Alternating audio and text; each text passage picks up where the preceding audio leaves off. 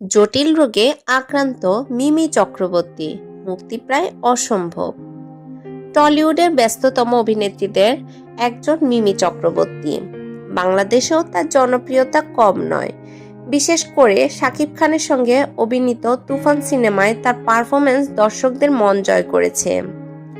পর্দার বাইরে সামাজিক যোগাযোগ মাধ্যমেও সমানভাবে সরব মিমি।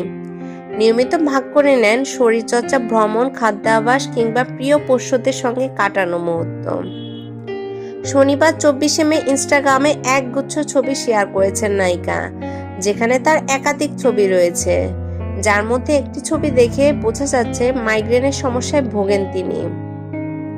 মিমির শেয়ার করা ছবিতে একদিকে যেমন দেখা যাচ্ছে তার জিমের ছবি, অন্যদিকে মেদহীন স্বাস্থ্য ধরা দিয়েছে ক্যামেরাতে। এর মধ্যে একটি ছবি ছিল যেখানে নায়িকার চোখের উপর আইস প্যাক লাগানো। এই ছবির সঙ্গে অভিনেত্রী লিখেছেন, মাইগ্রেন, তুমি কঠিনভাবে আঘাত করেছ।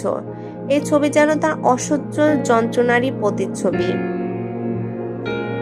ভারতীয় সংবাদ মাধ্যম আজকালের এক প্রতিবেদনে বলা হয়েছে, মিমি মাইগ্রেনের সমস্যায় ভুগছেন বহু বছর ধরেই।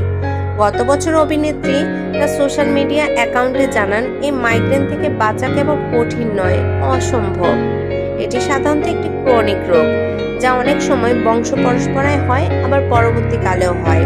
অতিরিক্ত টেনশন, কাজের চাপ, মানসিক চাপ, দীর্ঘক্ষণ না খেয়ে থাকা, রোদ বা ঠান্ডা ইত্যাদি বিভিন্ন কারণে সাধারণত মাইগ্রেনে আক্রান্ত হন মানুষ।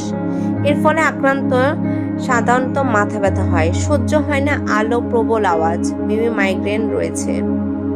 শুটিং থেকে শুরু করে একাধিক ফটোশুট, অ্যাড শুট, ছবির প্রচার সব প্রতিদিনই প্রচুর কাজের মধ্যে দিয়ে যেতে হয় মিমিকে। তবে খাওয়া দাওয়া খুব একটা দেরিতে না হলেও সঠিক সময় করেন তিনি। সঙ্গে রয়েছে কড়া শরীরচর্চা। খুবই শৃঙ্খলা পরায়ণ জীবনযাপন করে থাকেন মিমি। খুব একটা টলিপাড়া পার্টিতে দেখা মেলে না তার। কাজের ফাঁকে মিমি পোষ্যদের সঙ্গে সময় কাটাতে বেশি ভালোবাসেন। কিছুদিন আগেই রক্তবীজ 2-এর শুটিং শেষ করেছেন। এবার পালা এই ছবি মুক্তির। পাশাপাশি ডাইনি সিরিজেও মিমির অভিনয় খুবই প্রশংসা পেয়েছে। ধন্যবাদ। যদি আমার ভিডিওটি আপনাদের ভালো লেগে থাকে তাহলে অবশ্যই একটা লাইক, কমেন্ট এবং শেয়ার করে পাশে থাকবেন। আর হ্যাঁ, আমার চ্যানেলটি সাবস্ক্রাইব এবং বেল বাটনে চাপ দিতে অবশ্যই ভুলবেন না।